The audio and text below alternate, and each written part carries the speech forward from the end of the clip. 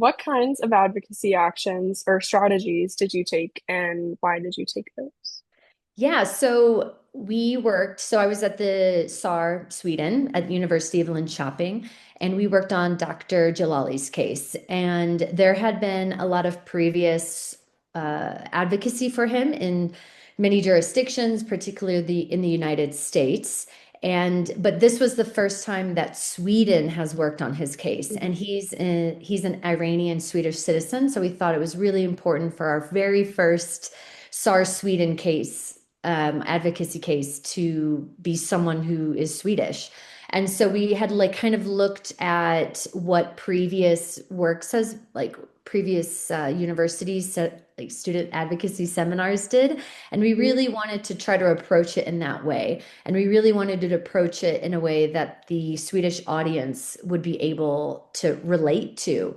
And so we wanted to kind of take that kind of really approach for everybody can understand his case, and for somebody who maybe speaks English as a second language can really understand. So we had kind of these different elements. So that was kind of our first step to doing it, and kind of like building off of previous work, because yeah, there has been so many advocacy groups for him, which is also a little sad that he's still imprisoned and the Swedish government is still not doing enough. And so we really wanted to kind of make it accessible for so many people. So that was kind of our first step in building this advocacy case for him. So, what did your preparation look like? So, I know that you talked about looking at different seminars and what they had done, but was there any other parts of that?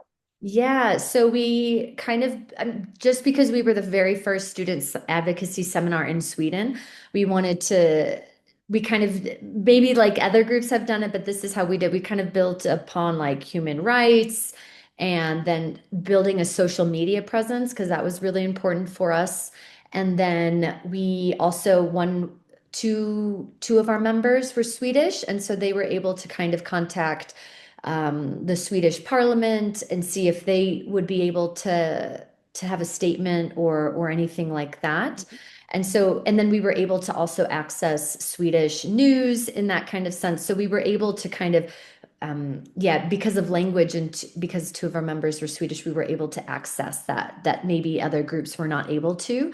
And so that was kind of how we divided up the group. So I was a part of the social media campaign. And I think for us, it was just really important to have a really strong first base of like, let's make a really strong social media presence about SAR to explain what it is, Mhm. about academic freedoms and the freedom to think, speak, and share ideas. And then also on top of it about Dr. Djalali.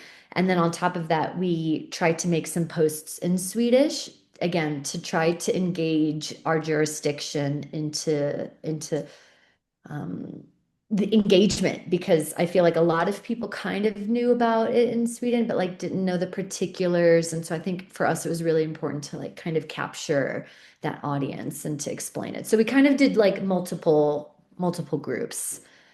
And then as a whole group, we wanted to do kind of, so we did like the report, we kind of did a report launch. And so we Mhm. invited everyone from the community and particularly our university to kind of listen to our report about the details and about the process. And then on top, and then another one is that there is kind of a movie club. And so we did this huge event with that launched the report to the public. And then also we kind of had a movie that mirrored Dr. Jalali's case. And not exactly the same Yeah, yeah. jurisdiction, but similar like academic freedom and then freedom to really to think and to write. So we used a journalist's movie.